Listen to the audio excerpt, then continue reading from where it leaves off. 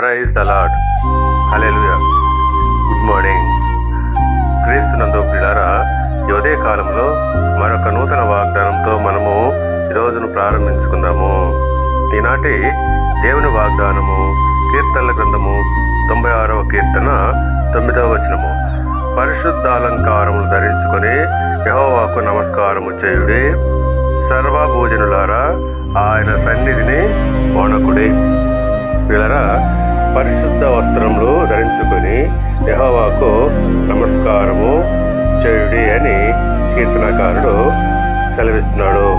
ఇది కేవలము బాహ్య వస్త్రముల గురించి మాత్రమే కాదు, హృదయ శుద్ధిని గురించి కూడా చెబుతుంది. దేవుణ్ణి ఆరాధించేటప్పుడు పవిత్రమైన మనసు, వినయము, విధేయత కలిగి ఉండాలి.